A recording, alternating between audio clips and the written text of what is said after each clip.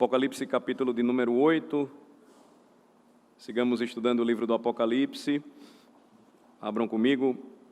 O capítulo 8, a partir do versículo de número 1 até o 13, nós vimos que a abertura do 7º selo, no versículo de número 1, ela então inicia aquelas trombetas do juízo, do julgamento de Deus sobre o seu povo Israel, e cada uma destas trombetas de juízo, elas seriam advertências para aqueles que estavam ouvindo, a fim de que se arrependessem e crescem no Rei dos Reis e Senhor dos Senhores, Jesus Cristo. Também era importante para a igreja do Senhor estar pronta, em alerta e observando os sinais, entendesse aquele processo que nós mostramos aos irmãos na mensagem anterior. Me permitam aqui lembrá-los. Sobre o juízo de Deus, nós notamos que no capítulo 8, este 7º selo, após ter sido aberto, ele provoca um silêncio no céu por volta de meia hora.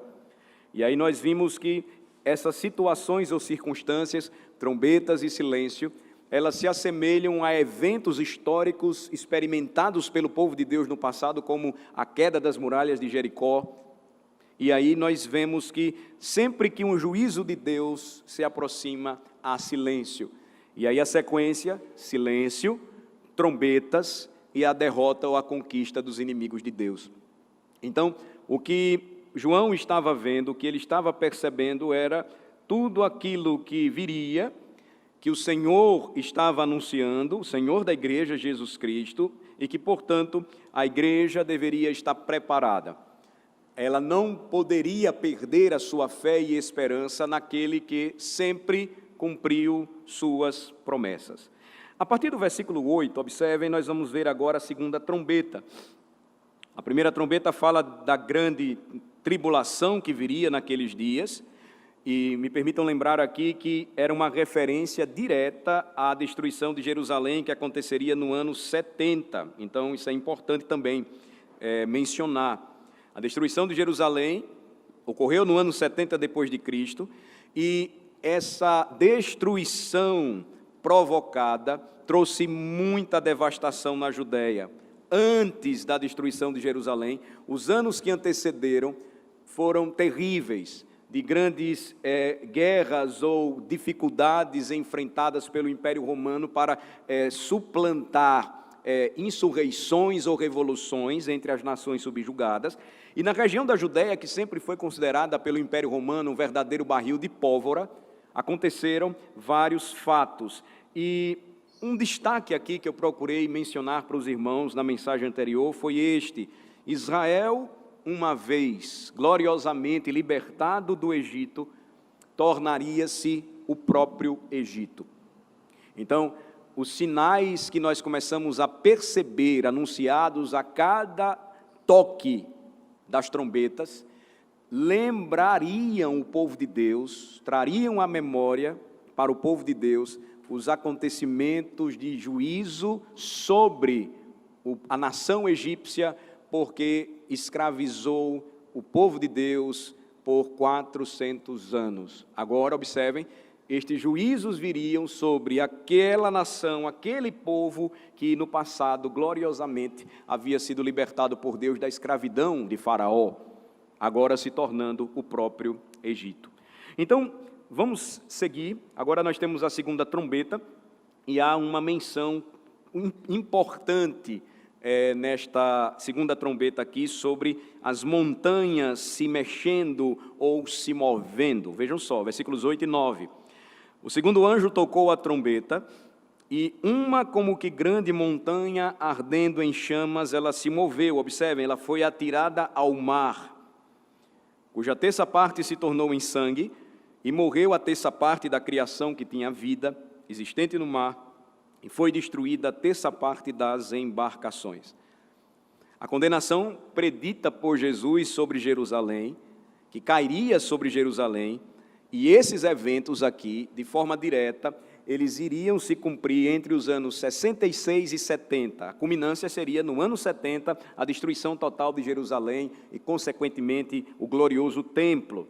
Agora, para que isso fique mais claro, observem que a Bíblia fala sobre este assunto, ou trata desta linguagem um pouco antes.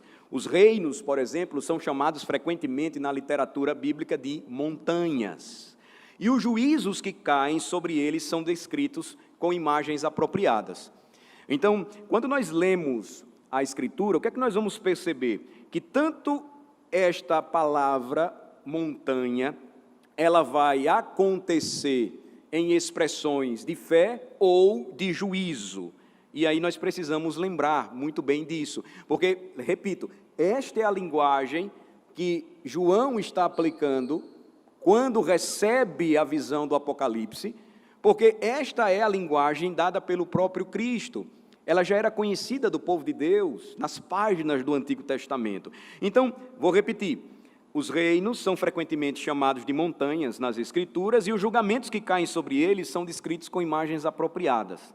Nós podemos encontrar isso tanto em expressões de fé, em tempos de dificuldades passados pelo povo de Deus, como também em expressões de consternação, de juízo.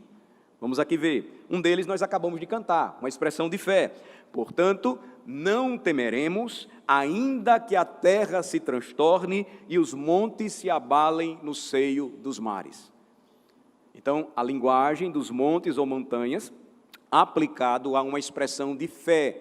Deus é o nosso refúgio e fortaleza, Deus é o nosso socorro bem presente na tribulação, portanto não devemos temer, ainda que a terra se transtorne e os montes se abalem no seio dos mares.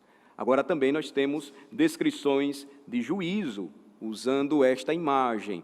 Vejam só, Jeremias capítulo 51, vamos para lá. Livro do profeta Jeremias, examinem comigo, por favor. Capítulo 51. Jeremias é um livro fascinante por revelar detalhadamente o que iria acontecer com o povo de Deus por conta da sua desobediência aos mandamentos de Deus, ou seja, o que vimos em Deuteronômio 29, não atendendo às advertências, às exortações divinas, decidiram seguir, achando que nada iria acontecer, e o juízo então vem naquele período em que o povo de Deus se torna escravo novamente agora da Babilônia. Em Jeremias 51, observem que há um terrível julgamento contra a Babilônia e a linguagem ela é parecida, ou essa linguagem dos montes, das montanhas, ocorre também. Vejam o versículo 20, diz assim: Tu, Babilônia, eras meu martelo e minhas armas de guerra. Por meio de ti, despedacei nações e destruí reis. Um princípio importante, vale a pena lembrar, e os irmãos já sabem muito bem, as nações, até mesmo aquelas que não temem ao Senhor, não agem sem a sua autorização e não avançam ou fazem qualquer coisa sem que ele queira. Observem que ele vai lembrar, através do profeta, que aquele grande império, Babilônia, foi nas mãos do Senhor martelo e armas de batalha, de guerra, para julgar outras nações e destruir reis. Veja só. Agora, observem o versículo em questão para nós, que é o 21. Na verdade, o 25. Observem o 25. Eis que sou contra ti, ó monte que destróis, diz o Senhor. Então aqui ele vai primeiro falando sobre o que Babilônia fez, mas isso não deixaria de trazer juízo sobre si. Versículo 24 diz assim, vou ler do 24 antes do 25, veja só. Pagarei ante os vossos próprios olhos a Babilônia e a todos os moradores da Caldeia, sua capital, toda a maldade que fizeram em Sião, diz o Senhor. Aí vem então, eis que sou contra ti, ó monte que destróis, diz o Senhor, que destróis toda a terra. Agora observem que interessante, estenderei a mão contra ti e te revolverei das rochas e farei de ti um monte em chamas. A linguagem semelhante à segunda trombeta de Apocalipse capítulo 8. O que o Senhor então faria agora com Babilônia, porque trouxe profunda maldade a Sião, que era a sede, né? No Monte Sião estava a capital, Jerusalém, do povo de Deus. Eu agora vou destruir o monte, diz o Senhor, que destrói toda a terra. Então, uma nação sendo vista como se fosse uma montanha. Vou arrancar essa nação como se arranca uma montanha e vou torná-la em chamas, ou seja, farei de ti um monte em chamas. Observem, irmãos, que desse modo, quando nós lemos a Bíblia, comparando suas passagens e fazendo esse exercício de interpretação bíblica, temos as expressões do Antigo Testamento de juízo sobre as nações, em que termos? Termos de montanhas sendo queimadas e montanhas sendo lançadas ao mar. Agora lembrem-se comigo como Jesus ele amaldiçoou a figueira. Mateus capítulo 21. Vamos para o Evangelho de Mateus. Vamos lá. Capítulo 21. Mateus capítulo 21, versículo 18 em diante. Quando nós lemos essa passagem, e já lemos várias vezes certamente, nós lembramos o que aconteceu quando Jesus amaldiçoou aquela figueira. E que sinal era aquele que Jesus queria passar para os seus discípulos? Um sinal de que viria um juízo sobre a nação de Israel. Olhem só, cedo de manhã, versículo 18, ao voltar para a cidade teve fome. Jesus estava voltando para Jerusalém. E vendo uma figueira à beira do caminho, aproximou-se dela e, não tendo achado senão folhas, disse-lhe: nunca mais nasça fruto de ti. E a figueira secou imediatamente. Charles Spurgeon pregou um sermão impactante para a sua igreja no século XIX, intitulado A Figueira Murcha. Já citei algumas vezes este pequeno sermão para os irmãos. Você tem acesso a ele em língua portuguesa. Eu gostaria de encorajar você a lê-lo. Na verdade, eu acredito até que a nossa igreja deveria ter uma quantidade boa desse livro para dar a todo candidato ao batismo e profissão de fé. Spurgeon prega um sermão baseado nesta passagem, e uma das frases célebres do seu sermão é que uma profissão de fé, sem a devida convicção religiosa, sem que a pessoa tenha experimentado a verdadeira transformação da alma, é semelhante à pompa funerária de uma alma morta. É como se um morto viesse à frente, fizesse votos vazios, porque não experimentou o novo nascimento. Veja que, quando ele vai falar sobre esse assunto, ele vai explorar aquilo que Jesus está trazendo aqui como sinal de juízo sobre um povo que o havia rejeitado. Jesus sabia que mais adiante esse povo ia exigir a sua crucificação, sua morte. Mas aí, observem a explicação que Jesus vai dar, e que aí deve chamar a nossa atenção. Versículo 20, vendo isto, os discípulos admiraram-se e exclamaram: como secou depressa a figueira. Jesus, porém, lhes respondeu: em verdade vos digo que, se tiverdes fé e não duvidardes, não somente fareis o que foi feito à figueira, mas até mesmo se a este monte disserdes: ergue-te e lança-te no mar, tal sucederá. E tudo quanto pedirdes em oração, crendo, recebereis. Qual montanha é esta a que Jesus se referiu? Que montanha foi esta? O versículo 18 nos lembra aquela montanha em que eles estavam, a montanha sobre a qual a cidade de Jerusalém foi construída. Observem de novo o versículo 18, cedo de manhã, ao voltar para a cidade, teve fome. Era uma referência ao seu retorno à cidade de Jerusalém. Ele estava nela, sobre o Monte Sião, onde Jerusalém foi construída, e é justamente sobre este monte que ele vai pronunciar palavras de juízo àqueles que viviam como mortos espiritualmente, porque, tendo conhecimento de toda a profecia, não receberam o Rei dos Reis, Jesus Cristo.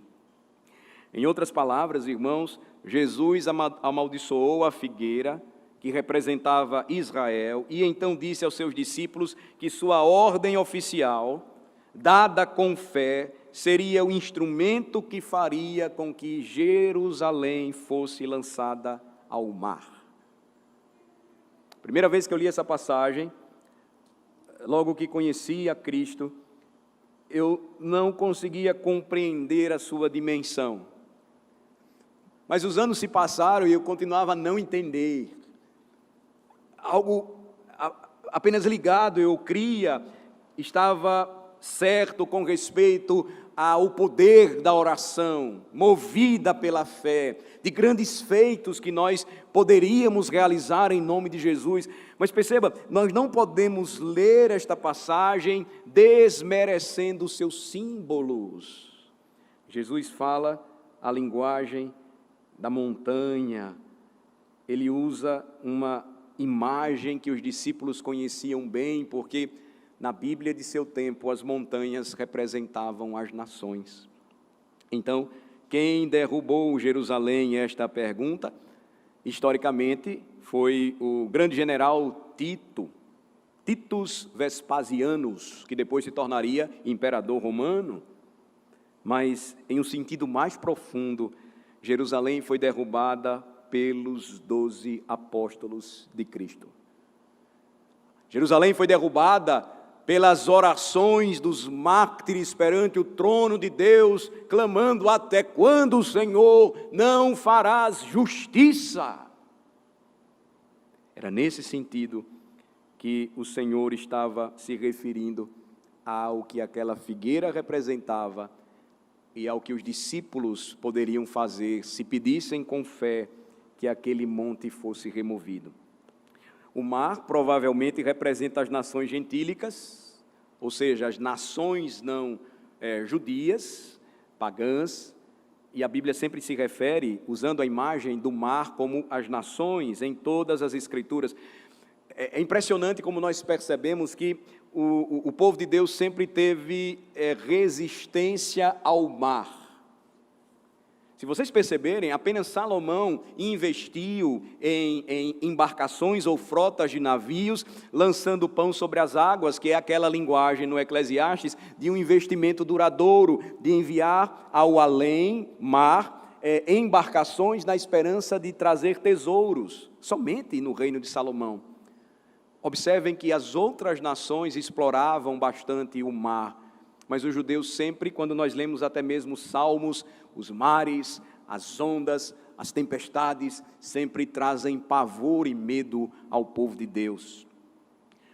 Na verdade, grandes acontecimentos e lições dadas por Jesus aconteceram no que eles chamavam de mar, que é até hoje o Lago de Genezaré, o famoso Mar da Galileia, mas não era o alto mar. Os judeus sempre tinham dificuldades de ir e enfrentar os mares. A imagem de uma cidade montanhosa sendo lançada ao mar, portanto, nesta segunda trombeta, é uma imagem de juízo e não deve ser tomada literalmente, como se o Monte Sião estivesse destinado a ser lançado e passasse perante os nossos olhos nos céus, como que um assobio e caísse no oceano. Não. É uma linguagem aqui muito importante, de uma simbologia bíblica. Do mesmo modo que o mar é um símbolo do mundo pagão, no qual os judeus que sobreviveram à guerra se espalhariam. Depois desta grande guerra do ano 70, os judeus então experimentariam uma diáspora. O objeto em chamas como uma montanha foi jogado no oceano e apagado e causou devastação lá também. Todos sinais de juízo. Agora, veja que interessante, quando nós tomamos a famosa obra de Flávio Joséfo, que trata das guerras judaicas, é possível que haja um elemento literal naquilo que João estava descrevendo. Me permitam citar aqui para vocês. Joséfo ele vai registrar uma batalha entre os romanos e os galileus, ocorrida no Mar da Galileia. E ele vai dizer que foi uma verdadeira carnificina o que aconteceu lá. Vou citar para vocês aqui um trecho. Podia-se ver o lago todo ensanguentado e cheio de cadáveres, pois nenhum deles escapou. Continua Joséfo. O resultado não é difícil de comparar com o que nós estamos aprendendo sobre a segunda trombeta. Veja o que ele disse: os cadáveres todos incharam, e como os cadáveres foram inflamados pelo sol e apodreceram, eles corromperam o ar. Há uma imagem, então, de literalidade possível, porque essas guerras, elas aconteceram de fato, estão registradas na história. Agora, a aplicação para nós aqui, importante, notem, Jerusalém foi, portanto, amaldiçoada. Jerusalém foi queimada no ano 70 depois de Cristo. Jerusalém foi estabelecida em uma grande montanha. Jerusalém perseguiu os apóstolos como havia feito com o Senhor Jesus Cristo. E agora os apóstolos ordenaram o que Jesus mandou, e orando com fé, eles então perceberam que o que Jesus disse iria acontecer com Jerusalém, seria feito. Esses são elementos, irmãos, da profecia que devem chamar a nossa atenção. Veja, não lançando-as de forma futurística para algo que ainda virá, mas fincando os nossos pés na história e lembrando o seguinte: Deus sempre preservou o seu povo em meio às tribulações. Jerusalém aqui e o antigo judaísmo estava recebendo carta de divórcio da parte do Senhor, porquanto o rejeitou. E agora uma nova era surge, em que não haveria mais judeu ou grego, romano ou bárbaro, homem ou mulher, mas o evangelho reuniria a todos, formando aquilo que a Bíblia chama de uma nova Jerusalém. Esse sentido é importante, irmãos, porque quando nós seguimos e continuamos lá em Apocalipse 8, olha só o que nós vemos na terceira trombeta. Vamos voltar lá para Apocalipse 8. Terceira trombeta, versículos 10 e 11. O terceiro anjo tocou a trombeta e caiu do céu sobre a terça parte dos rios e sobre as fontes das águas uma grande estrela ardendo como tocha. O nome da estrela é Absinto. E a terça parte das águas se tornou em absinto. E muitos dos homens morreram por causa dessas águas, porque se tornaram amargosas. As 7 trombetas, então, são os arautos do juízo vindouro sobre uma cidade ímpia e incrédula. No Antigo Testamento, a cidade de Jericó, a cidade cananeia, nós vimos, foi solenemente selada em sua destruição pelo toque de 7 trombetas. O que isso indica? Que é um forte tema de reversão no Apocalipse. Aqui, Jerusalém, notem, está assumindo o lugar de Jericó, o povo escolhido agora, tomando o lugar de uma nação que não temia ao Senhor. As pragas que caíram sobre Israel neste livro, nós precisamos lembrar, nos lembram ou nos trazem à memória como uma reminiscência das pragas que varreram o Egito. Quando nós tomamos, por exemplo, Apocalipse 11, versículo 8, esta reversão ela é explicada. Veja só aí comigo, Apocalipse 11, versículos 7 e 8.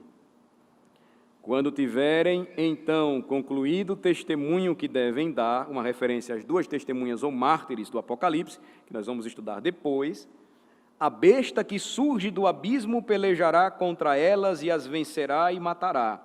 E aí, olhem só o versículo 8. E o seu cadáver ficará estirado na praça da grande cidade, que espiritualmente se chama Sodoma e Egito. Que cidade é esta? Olha só. Onde também o seu Senhor foi crucificado. Jerusalém agora espiritualmente, foi lá onde Jesus foi crucificado, estava sendo considerada pelo Senhor como Sodoma, espiritualmente considerada como Egito.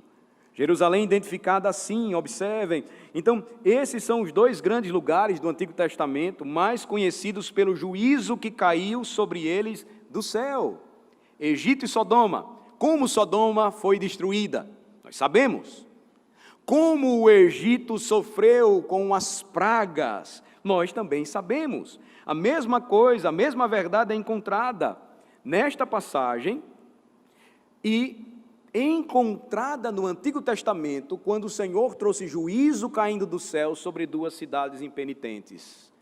Agora, Apocalipse 8 vai dizer que lugar é esse. A própria Jerusalém, o lugar onde o Senhor foi crucificado, o lugar agora conhecido como Sodoma e Egito. Observem que quando Moisés tirou os filhos de Israel do Egito, atravessando o Mar Vermelho, e nós vimos esta passagem enquanto estávamos isolados, através de uma das transmissões, lá em Êxodo 15, onde ele descreve esta travessia, ele chega a um lugar chamado Mara, que na língua hebraica quer dizer amargo. Lembrem-se dessa passagem, nós já estudamos juntos. Foi chamado assim porque as águas eram amargas. O Senhor então mostrou a Moisés uma árvore ali que ele jogou na água amarga para que ela se tornasse doce. Está lá em Êxodo 15, a partir do versículo 23. Nesta passagem, observem, irmãos, há uma inversão claramente sendo demonstrada. Não águas amargas, no capítulo 8, a descrição é águas doces, só que Deus vai lançar dos céus uma grande estrela, chamando-a de absinto, e o que é que vai acontecer? Ela vai queimar como uma tocha, que é uma reminiscência daquela árvore do Êxodo, nas águas de tal maneira que elas se tornarão amargas. Há uma reversão. Quando o Senhor caminha com o seu povo, conduzindo em segurança e abençoando com a sua graça, aquilo que é amargo é tornado doce. Mas quando o Senhor está julgando o seu povo, aquilo que uma vez era doce se torna amargo. Isso é uma grande advertência para nós. Porque, observem qual o significado dessa estrela caindo. Por que isso é tão importante para a nossa observação aqui do livro do Apocalipse? Porque o próprio absinto significa algo amargo.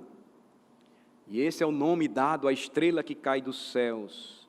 E por causa do aviso que lhes foi dado em Mara, com o Egito, aqui agora a memória deles se tornaria novamente viva.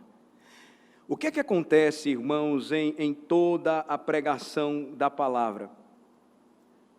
O que é que acontece todas as vezes que nós ouvimos a pregação da palavra? Isso é muito importante para a gente. Nós temos uma característica natural de esquecer aquilo que o Senhor fez por nós. A pregação, então, ela vem e ela cai como aquela estrela dos céus, e ao bater nas águas de forma fumegante, acende em nossa memória, para que nós não nos desviemos ou não nos afastemos do caminho da aliança, o que o Senhor já fez por nós no passado. O Senhor estava lembrando isso aqui. Veja só, vou citar para vocês o trecho lá de Êxodo 15, quando o Senhor disse, Moisés falou, através como profeta do Senhor: se ouvires atento a voz do Senhor teu Deus, e fizeres o que é reto diante dos seus olhos, e deres ouvidos aos seus mandamentos, e guardares todos os seus estatutos, nenhuma enfermidade virá sobre ti, das que enviei sobre os egípcios, pois eu sou o Senhor que te sara. Êxodo 15, versículo 26. Então, se aqueles judeus que estavam ouvindo a proclamação do Evangelho através dos 12 apóstolos, os mesmos judeus que crucificaram o seu Senhor, Se eles guardassem estes mandamentos, eles não seriam acometidos das doenças, as mesmas que afligiram os egípcios. Quando o Senhor liberta o seu povo, Ele disse: vocês caminharem bem, não vai acontecer com vocês o que aconteceu com eles. Ou seja, eles não tomariam o lugar do Egito. Mas o que foi que aconteceu, infelizmente? Nós conhecemos a história do povo de Deus. Eles não guardaram os mandamentos de Deus, e agora eles estavam deixando as águas amargas novamente, semelhantes, não aquelas que foram transformadas em doces, mas agora as doces águas de Mara se tornariam novamente ruins e péssimas para o gosto, intragáveis para se tomar, verdadeiramente semelhantes ao absinto. Portanto, o que é que nós precisamos ter em mente, meus irmãos? Mais uma vez, é um julgamento direcionado diretamente ao povo de Israel daquele período, primeiro século. O que eles estavam fazendo? Perseguindo os servos de Deus. A maioria deles, lembrem-se, eram patrícios, irmãos de sangue, do mesmo povo, que agora abraçaram o Evangelho, e este Evangelho agora se espalhava como promessa do Senhor para as outras nações, mas furiosamente, Jerusalém perseguia e matava, se associando aos pagãos que também faziam o mesmo. O nome da estrela é absinto, porque significa amargura, e a estrela cadente transforma a água em absinto, que ainda significa amargura. Por causa disso, irmãos, João vai descrever: os homens morrem, ou porque a água está envenenada, ou porque se recusam a bebê-la, porque é muito ruim. E é isso que a desobediência e a idolatria provocam. Lembrem-se que nós lemos devocionalmente hoje: para que entre vós não haja homem, nem mulher, nem família, nem tribo, cujo coração hoje se desvie do Senhor nosso Deus, e vá servir aos deuses destas nações, para que não haja entre vós raiz, que produza erva venenosa e amarga. Deuteronômio 29, que lemos hoje. Quando eles seguem os Baalins, lembrem-se, Deus lhes dá absinto para beber. Vamos lá para Jeremias 9, por favor. Observem que essa linguagem ela é fortemente veterotestamentária, ou seja, ela está no Velho Testamento, Antigo Testamento. Jeremias 9, versículos 14 e 15. Jeremias 9, versículos 14 e 15. Leiam comigo. Antes andaram na dureza do seu coração e seguiram os Baalins, como lhes ensinaram os seus pais. Portanto, assim diz o Senhor dos Exércitos, Deus de Israel: eis que alimentarei este povo com absinto e lhe darei a beber água venenosa. Porque os profetas são profanos, Deus também os alimentaria do mesmo modo. Jeremias 23, por favor, vamos lá. Jeremias 23, versículo 15.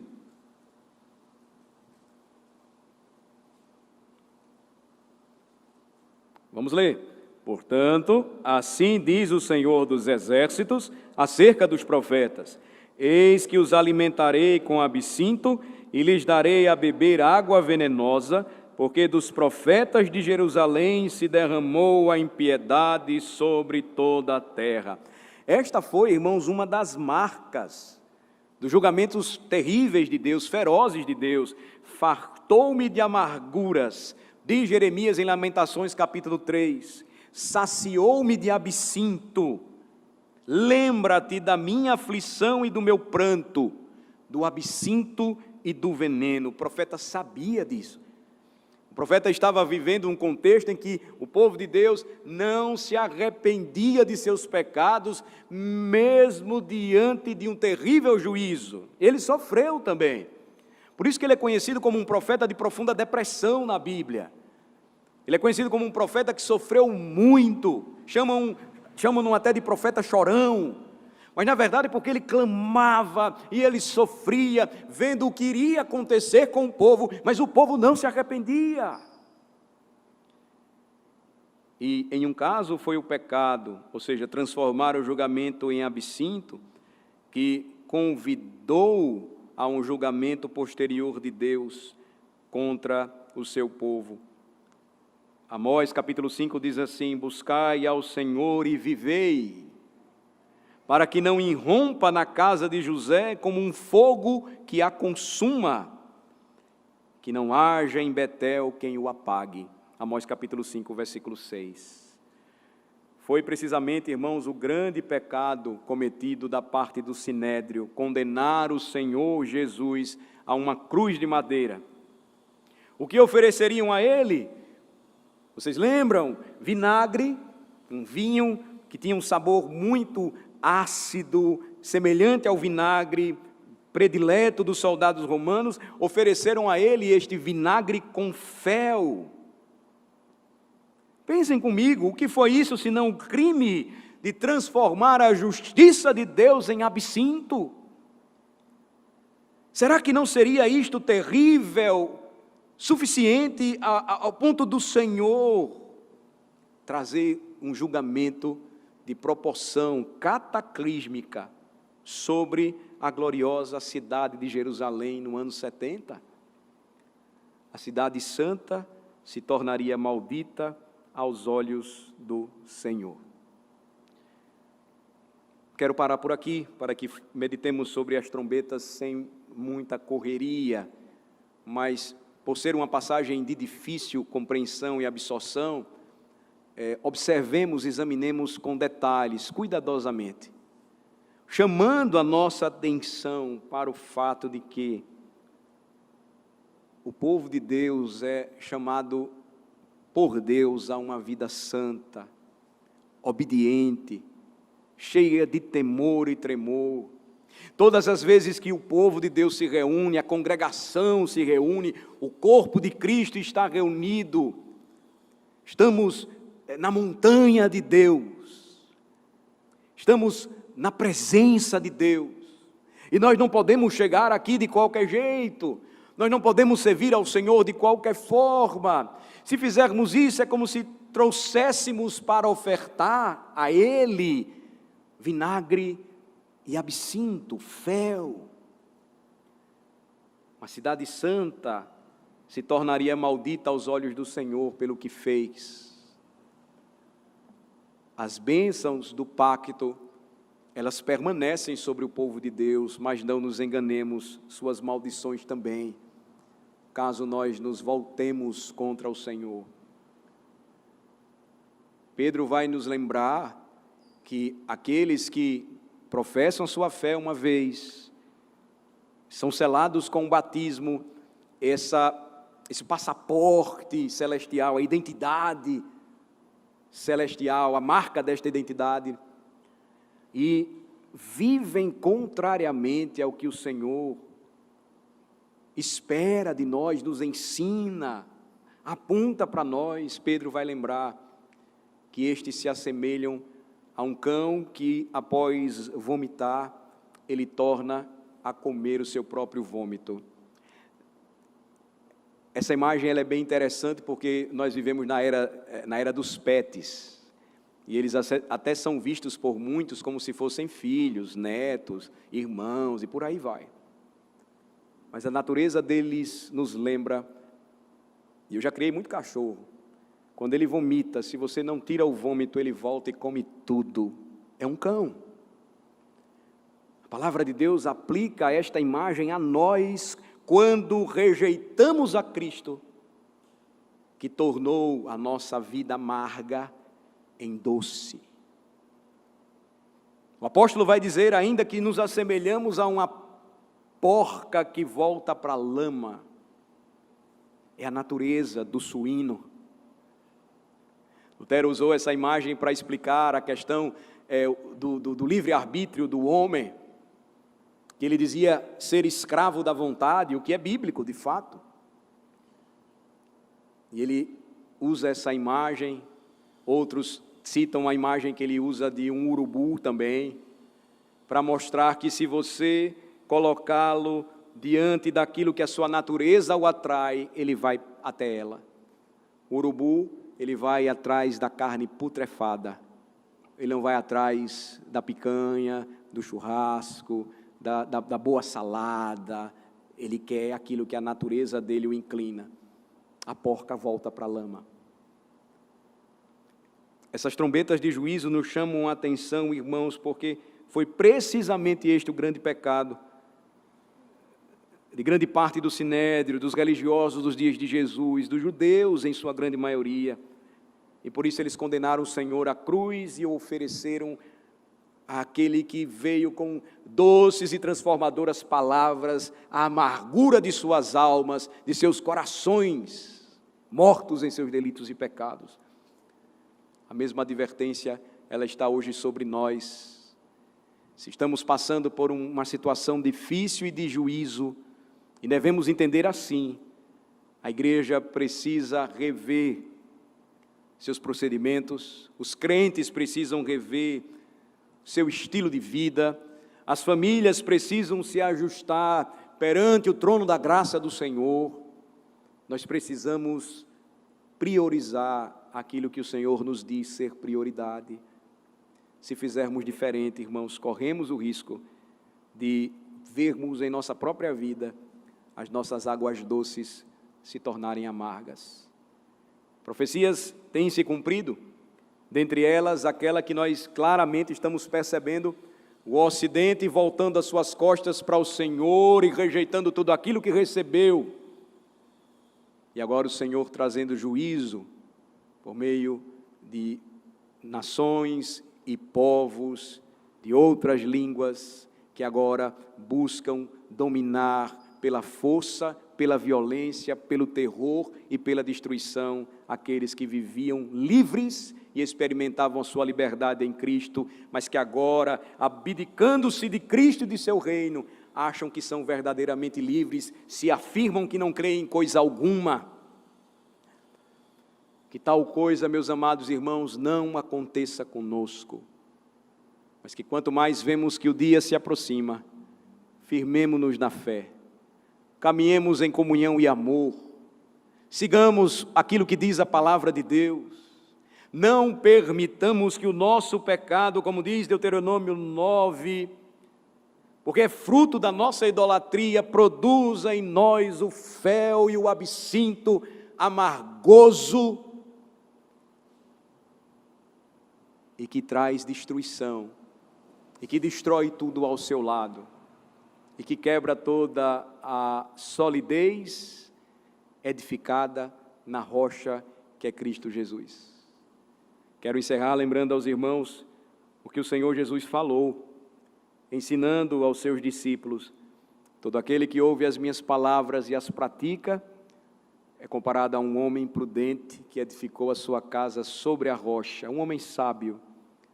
Mas todo aquele que ouve as palavras de Cristo e não as pratica, é comparado a um homem louco, que decidiu construir a sua casa sobre a areia. Vamos orar. Senhor, abençoa-nos, aplica ao nosso coração a Tua palavra, dá-nos o entendimento, a compreensão necessárias, desafios que temos para compreender, para entender, para receber e atender a Tua verdade. Vivemos tempos difíceis, Senhor, de grande luta e provação.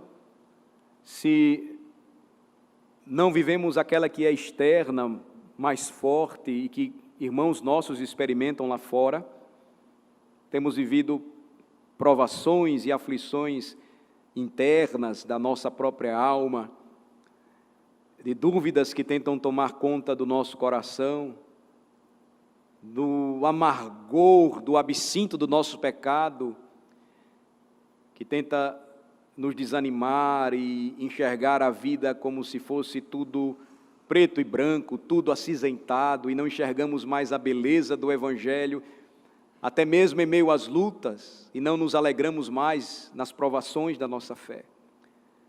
Senhor, ajuda-nos, pois nós somos o teu povo em pleno século 21, com os mesmos pecados e tentações do teu povo nos anos que antecederam a destruição completa da antiga e gloriosa Jerusalém.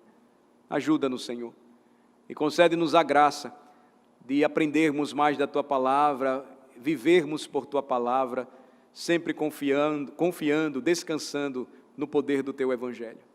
É no nome de Jesus que nós oramos. Amém.